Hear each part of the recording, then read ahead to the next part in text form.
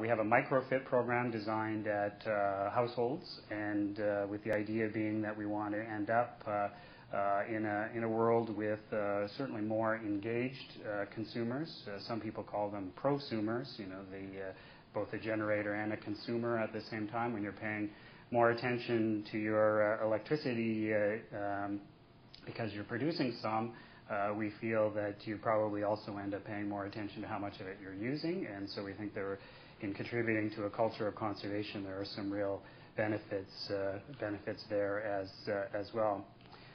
So it's actually going quite well. Like I said, we've launched. We're in the launch period.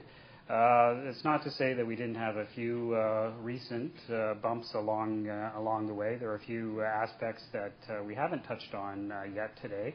Again, maybe they're unique to Ontario. Just before we got into the launch period, the government was still putting some important finishing touches on the design. For example, we incorporated some decisions that were made on domestic content provisions right before launching, as well as on the use of agricultural land or restrictions on the use of prime agricultural land, for example.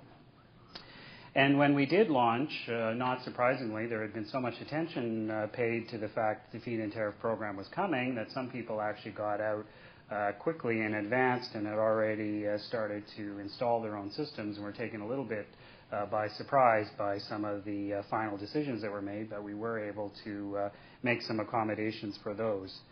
So, in this launch period, we're looking to focus on those areas that we think are the most shovel-ready projects and get them going.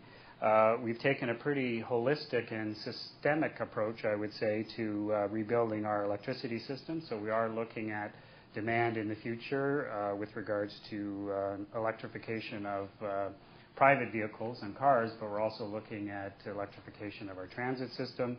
Obviously, we've been looking in a big way at renewables and conservation and generation in all of its various forms. I'm not going to go into detail about that today, but a diversified supply mix is certainly a very important part of what we see as the future here. You take all of those into consideration, and there wouldn't be a lot of point in making that push without an acknowledgement that we also need to really take a look at our transmission system. And part and parcel of what we're doing here is a significant build-out of the transmission system here in Ontario to the tune of several $billion over the next number of years. We've been working very closely with our largest transmission company, Hydro One, as well as ISO and the Energy Board on prioritizing our approach to transmission planning. It is a bit of a paradigm shift. We are looking, rather than doing things on a sequential basis where we build the transmission system and then fill it up once it's come into being, we're actually looking to build both the transmission and the generation at the same time, with the idea that they will hopefully both arrive at the finish line ready to operate at the same time. Significant expenditures associated with that, a lot of the same kind of social issues that you were talking about with regards to getting that located and going. We've certainly looked at the Spanish experience with regards to the planning and the forecasting as well, and the publishing of information that is important to instill confidence in investors. So it really is a very busy period for us. Again, if you'd been here a year ago, a lot of this was just a glimmer in the eye, and now we fast forward and we find that not only do we have the legislation passed, we've got the program up and running. We've even made great strides since the spring, so it probably is good that we had to delay your visit until now. As Jose said, we don't expect to achieve perfection right from the get-go. We did have to get started somewhere. The idea has always been that the program will evolve over time and that we will need to add and change features. I think you would actually see that even during the consultation period, as we were designing the program, we have actually made and incorporated a number of changes. We're behind Europe in a number of ways. We haven't explicitly been able to factor carbon pricing into our model, for example, and we will have to do that at some point.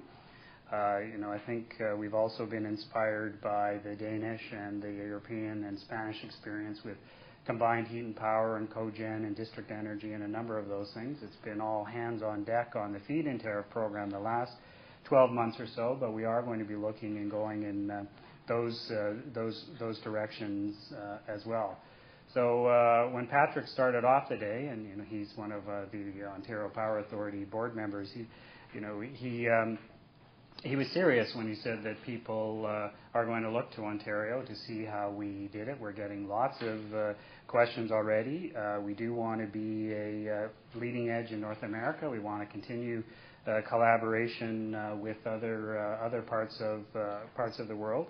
Yes, Spain has a good head start on us, but I think we're playing catch up as hard as we can, and I think together we can certainly influence what's happening in North America and inspire the world as well. So maybe I'll stop there, and we'll keep on going with the rest of today's agenda. Thanks, everybody.